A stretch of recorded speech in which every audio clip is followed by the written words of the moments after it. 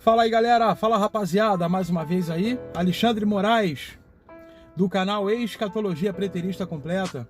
Você que é novo, que está assistindo esse vídeo pela primeira vez, seja bem-vindo e aproveite e se inscreva no canal, marque o sininho para que você possa ficar por dentro, tá? Esse canal aqui é especificamente aí a respeito da Escatologia Preterista Completa, ok? Estarei abordando aí para vocês, galera, nesse vídeo agora, falando a respeito de Ezequiel capítulo 28 e Isaías capítulo 14, né? São duas passagens que têm uma interpretação por parte de líderes religiosos, tá? Tanto dentro do catolicismo romano, como dentro do protestantismo. Então, nós sempre fomos ensinados, né? Desde a época, já tem o quê? Uns 20 anos atrás, mais ou menos, que eu fazia parte aí do sistema religioso e sempre aprendi que houve uma batalha no céu onde o espírito chamado diabo ou satanás ou demônios, né, brigaram com Deus lá e caíram a terça parte desses anjos aqui e que está aqui simplesmente entrando na mente dos seres humanos, né, fazendo os seres humanos pecarem, né? Então, uma coisa que eu quero deixar claro para vocês é o seguinte, que tudo isso não passa de uma mitologia, beleza? Tudo isso não passa, né, de uma interpretação completamente equivocada. E eu vou mostrar para vocês aqui dentro da passagem de Ezequiel 28 e de Isaías capítulo 14, o quanto esses dois sujeitos, nessas duas passagens, não é nada mais e nada menos do que o rei de Tiro, o príncipe de Tiro, e o rei Nabucodonosor da Babilônia. Então, galera, venha comigo e confira. Vamos que vamos. Vamos lá, rapaziada. Mais uma vez aí, realizando mais um vídeo, falando agora especificamente sobre Ezequiel capítulo 28, tá? Vou começar com Ezequiel 28 e depois eu vou partir para Isaías capítulo 14. E a gente vai analisar se Ezequiel 28, tanto Ezequiel como Isaías, né, capítulo 14, teria alguma possibilidade desses dois sujeitos, né, serem anjos que brigaram com Deus, que caíram no pau com o Eterno lá no céu, e ele simplesmente expulsa, né, segundo aí a tradição, né, da Igreja Católica e da Igreja Protestante, né? Então vamos analisar Ezequiel capítulo 28. Vamos lá.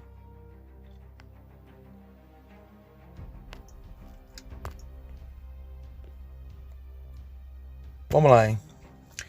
Eis que novamente veio a palavra do Senhor a mim, dizendo o seguinte, isso aqui é Ezequiel, tá?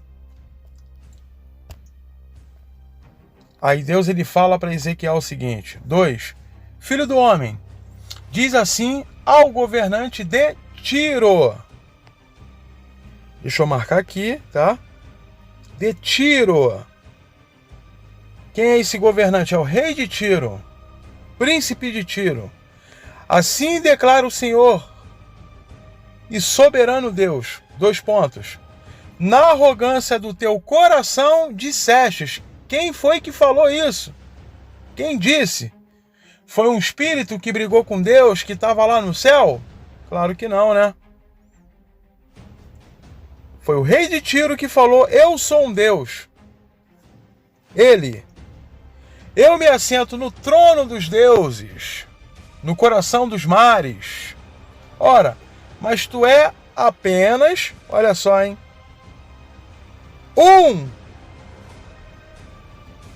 O quê? Ser humano. Olha aí, ó. Certamente não és divino, ainda que se considere tão sábio quanto Deus. Agora a pergunta que eu faço. Se Ezequiel estivesse fazendo alguma profecia aqui com relação a um espírito, cara, a um anjo que brigou com Deus lá no céu, teria a possibilidade aqui, né, de fazer essa referência? Ora, mas tu é apenas um ser humano.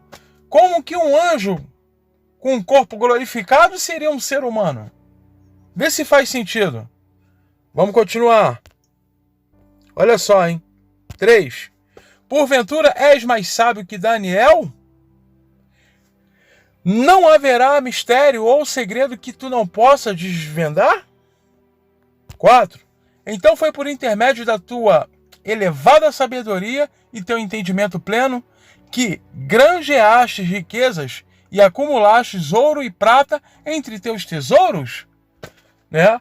Agora, uma outra coisa que a gente deve questionar aqui é o seguinte: como é que um anjo, como é que um espírito com um corpo glorificado simplesmente conseguiria ter riquezas no céu e acumular ouro lá? Como? Prata? Tesouros? Como isso? 5. Por tua grande habilidade comercial, conseguistes aumentar tuas posses. Ou seja, anjos, um anjo que tem posse no céu, que faz comércio no céu, né? É como se ele estivesse lá no céu, assim, ó. Armasse aquela a feira, né? Vamos lá, vamos armar a nossa feira aqui e vamos fazer o nosso camelódromo. Agora a gente vai vender aqui joias de tudo, qualquer tipo de especialidade. É como se fosse isso. Olha o ouro, olha a prata, galera, quem vai comprar aqui comigo? Anjos fazendo isso, na cara de Deus. Ou seja, virou bagunça. Lá no céu virou cidade de Deus, cidade dos homens, né? Virou barraco, virou favela lá no céu. É simplesmente uma piada, cara. Como que eu vou... Cara, olha só que absurdo, cara. É por isso que muitas pessoas aí, meu mano, estão virando ateias, cara. É por causa disso aí. Que não faz sentido nenhum, não tem cabimento nenhum um negócio desse. Anjos com corpo glorificado que fica fazendo comércio no céu, que fica vendendo coisas no céu. Tá de brincadeira, né, cara? O teu próprio coração foi tomado de insana soberba. Agora, outra pergunta: como é que um espírito com corpo glorificado teria a capacidade de ser soberbo se isso é uma característica da mente humana, cara? Como isso? Como que um anjo conseguiria simplesmente errar contra o Eterno? Porque os anjos com os corpos glorificados, eles foram especificamente, cara, criados para nunca errar contra Deus. Pô, não faria sentido um negócio desse. Como é que Deus, sendo onisciente, iria simplesmente programar anjos para lutar contra ele mesmo? Não faz sentido. Não tem lógica. Vamos lá. Continuando, hein? 6. Portanto, assim declara o Senhor, Deus: porque imaginas que és astuto, não sábio quanto Deus. 7. Eis que trarei estrangeiros, os mais terríveis e implacáveis dentre as nações mais impiedosas. Ou seja, agora no céu tem outras nações, né? Tem estrangeiros no céu, né? Lá no paraíso. E farei com que te ataquem violentamente. Eles empurrarão suas espadas contra a tua formosura e tua sabedoria, e transpassarão toda a tua glória e resplendor. Ou seja, Ezequiel está falando de quê aqui? Do que Ezequiel está falando aqui?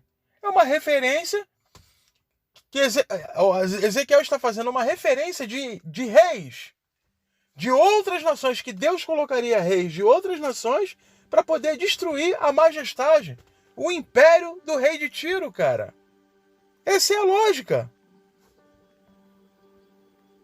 Versículo 8. Eis que far-te-ão tecer a cova, e certamente terás uma morte brutal em meio aos grandes mares, né?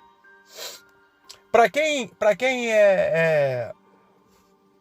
vocês entenderem, mar, o que significa mar aqui com relação às escrituras? Mar significa é uma tipologia, né, digamos assim, uma figura de linguagem que faz a representação da saída dos reis da terra. Ou seja, os reis da terra saem do mar, emergem do mar. Tá me entendendo? É mais ou menos esse sentido. Por isso que ele fala aqui de grandes mares, né? Inclusive as 7 cabeças, né? Que a gente pode contar, tá lá em Ezequiel, se eu não me engano, capítulo... Daniel. Daniel capítulo 7, versículo 3. Quer ver, ó? Vamos lá.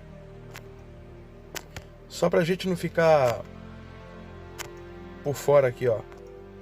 Daniel 7, 3. Olha só.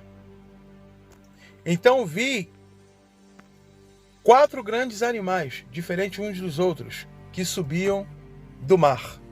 Esses grandes animais, né? Todos sabem aí. Babilônia, Medo-Pérsia, Grécia e Império Romano. São os 4 grandes animais que saíram da onde? Do mar. Na verdade foram 7 que saíram do mar, né? Que emergiram do mar, né? Mas vamos lá. Vamos voltar lá para Ezequiel. Ezequiel 28. Versículo 8 que a gente estava, né? Olha só, hein? 9.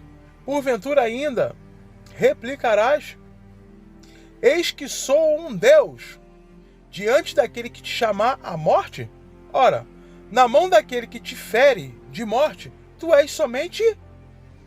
Olha aqui, ó. Um anjo que brigou com Deus e caiu do céu. É isso que está escrito aqui? Ou um ser humano, meu irmão? É aqui, ó. E não um Deus. E não um Deus. Mas aí dentro dessa teologia, que muitos líderes religiosos ensinam e incutiram isso na nossa mente, colocam, né, esse sujeito, esse personagem aqui, como se fosse um anjo que brigou com Deus, que caiu no pau com Deus lá no céu, que simplesmente é um absurdo, que não faz sentido nenhum, e os caras simplesmente vão além do que está escrito. É isso que acontece. É simples assim. Olha só, hein? Continuando, 10. Terás tão somente a morte dos incircuncisos, e ainda pelas mãos cruéis de estrangeiros pagãos. E tenho dito, palavra do soberano, o Senhor. Olha aí, ó. Ezequiel profetizando que esse rei, ou seja, o rei de Tiro, seria simplesmente derrotado, né? O reino dele acabaria nas mãos dos pagãos, dos estrangeiros, de outros reis cruéis. É isso que ele está falando aqui. Aí a gente parte aqui para o versículo 11.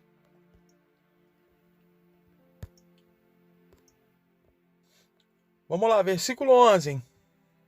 Agora, aqui, meu irmão, aqui que eles conseguem manipular as pessoas aqui. A partir do versículo 11 de Ezequiel 28, né? É que eles conseguem colocar na mente das pessoas. Na mente das pessoas que isso aqui é uma referência a um diabo. Espírito que brigou com Deus no céu. Que caiu num pau com Deus. Né? Deus simplesmente sendo onisciente. Deus tendo todo o poder, precisaria fazer um anjo para brigar com ele mesmo. Que simplesmente é uma falácia, uma piada. Olha só, hein? Versículo 11. Então veio a minha palavra do Senhor ordenando, Ezequiel falando: ó filho do homem, ergue, pois, um grande lamento sobre o rei de Tiro. O lamento era para quem? Para quem que era o lamento, meus brothers? Olha aí, ó, meus irmãos. O lamento era para o rei de Tiro, foi para o rei de Tiro. E não o diabo, com rabinho vermelho, corpo vermelho, olhão branco, chifrinho marrom, e que fica aqui, ó, falando no ouvido dos seres humanos. E os seres humanos, simplesmente aqueles que têm, óbvio, né, que sofrem de esquizofrenia, acha que realmente é um diabo que tá ali, ó. Vá lá e faça isso, ó, trai a tua mulher. Briga com fulano de tal, mata ciclano. Tenha inveja, tenha soberba, tenha orgulho. Não, isso não é da natureza humana, isso não é do próprio homem, não é da própria mente humana. É um diabo, um espírito que caiu do céu, que meteu a porrada lá, em todo mundo lá no céu, arrebentou, quebrou os barracos e tá aqui, ó, perturbando os seres humanos aqui na Terra. É esse espírito, segundo a religião. E não o rei de Tiro, porque o que está escrito é simplesmente merda. É uma merda isso aqui que está escrito. Então, vamos além do que está escrito, né? A regra é essa? Não faz sentido, né, meus manos? Olha aí, ó. De novo, hein? Ó, filho do homem, ergue, pois, um grande lamento sobre... Para quem? Rei de Tiro, é o que está escrito aqui. E diz para ele o seguinte, olha só, hein? Assim declara o Senhor Deus. Tu é quem aqui, meu mano? Segundo o contexto, rei de Tiro. Eras o modelo de perfeição. Quem era o modelo de perfeição? Rei de Tiro. Repleto de saber e magnífico em beleza. Por que é atribuída essa referência ao rei de Tiro? Porque ele era rei, cara. E os reis daquela época, eles eram completamente vaidosos. Eram completamente vaidosos, cara. Eles se vestiam muito bem. Com as roupas. Com aquela beleza. Com todo tipo de joias. Principalmente o príncipe de Tiro, cara, que comercializava joias belíssimas na cidade de Tiro. E diga-se de passagem, foi um dos maiores comerciantes, o rei de Tiro. 13. Estiveste no Éden, delícia, jardim de Deus. As mais lindas e perfeitas pedras preciosas adornavam a tua pessoa, né? Aí eles pegam, estivesse no jardim do Éden, essa parte aqui, ó, e colocam isso aqui como se fosse o reino de Deus. Só porque a palavra é Éden aqui. Mas se a gente pegar, por exemplo, um versículo anterior, que é o versículo 27, paramos no 13 aqui, né? Olha só o 27. Cadê?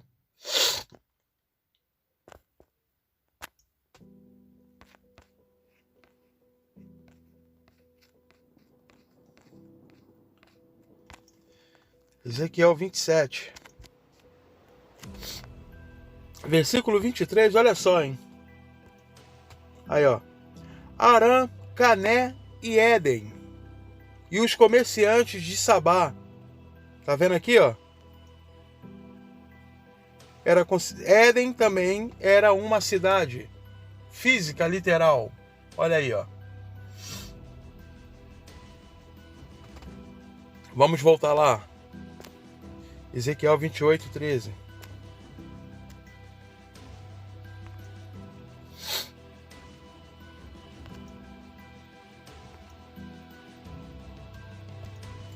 Estiveste no Éden, delícia, jardim de Deus. As mais lindas e perfeitas pedras preciosas adornava a tua pessoa. Sárdio, topázio, diamante, berilo, ônix, jaspis, safira, carbúnculo, esmeraldas e outras. Isso aqui eram tudo joias, né, que o próprio rei de Tiro, príncipe de Tiro, comercializava e inclusive ele usava, porque ele era um cara extremamente vaidoso. Isso é óbvio. Seus engastes, guarnições e outras joias eram feitos com ouro puro. Tudo foi preparado para ti no exato dia em que foste criado. Então você percebe nitidamente que aqui Ezequiel ele está colocando figuras de linguagem para demonstrar o quê? Para demonstrar a majestade, para demonstrar a riqueza, a beleza do príncipe de Tiro, do rei de Tiro. Para mostrar aqui, né, o tamanho, a glória desse rei. Olha aí, ó.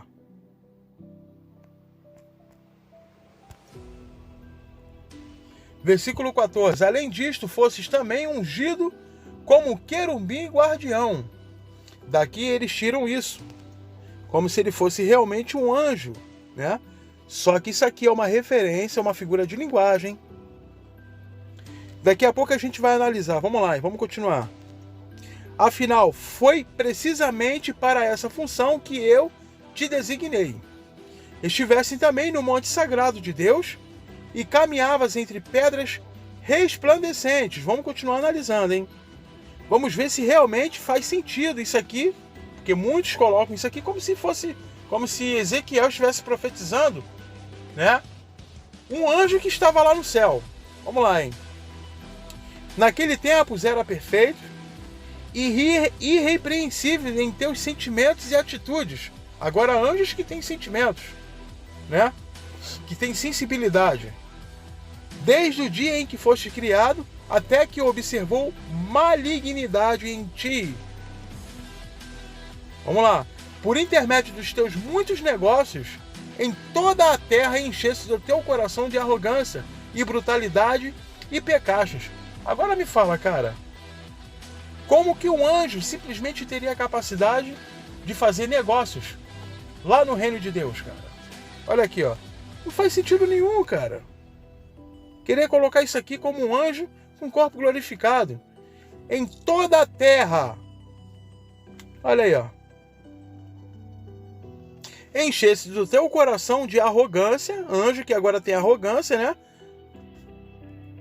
Isso aqui é uma atribuição a um ser humano, ou seja, é um tipo de digamos assim, né? Pecado que faz parte da mentalidade humana, que sai da mente humana, brutalidade. Olha aí, ó. Por este motivo eu te lancei, profanado e humilhado, para longe do monte sagrado de Deus. Isso aqui é uma figura de linguagem. Não tem como isso aqui ser literal. Falando do reino dele, não faz sentido. Eu mesmo te expulsei, ó querubim da guarda, do meio da glória das pedras fulgurantes. Agora o anjo que tem coração, olha só, hein? O teu coração tornou-se altivo e soberbo por causa da tua impressionante formosura e corrompestes a tua sabedoria por conta do teu resplendor e da tua fama. Por isso eu te lancei à terra, fiz de ti um espetáculo e advertência perante reis e governantes. Ou seja, um anjo que está no céu, Deus ele manda esse anjo aqui para a terra de forma literal, né?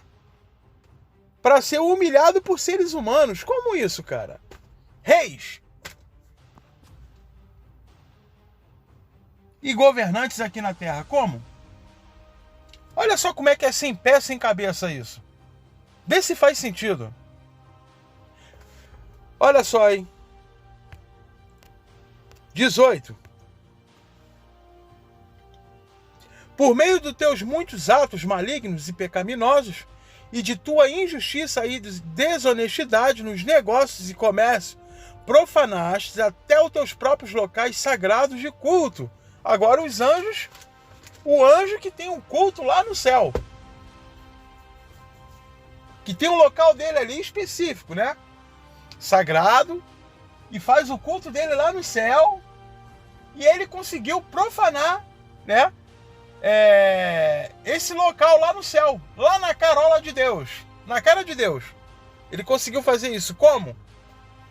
E te reduziu às cinzas jogadas ao chão, à vista de todos quantos estavam contemplando todos esses acontecimentos. Ou seja, seres humanos, todos que estavam aqui na terra, conseguindo ver anjos com os corpos glorificados. Como isso?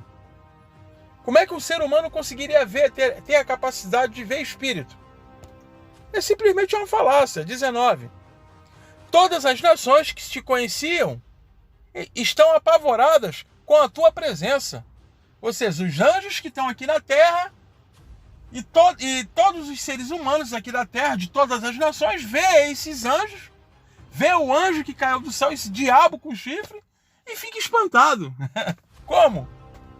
Chegastes a um fim horrível e jamais subsistirás. Isso aqui naquela época. Ó, aproximadamente uns 500 e brau anos antes de Cristo, que Ezequiel profetizou isso aqui.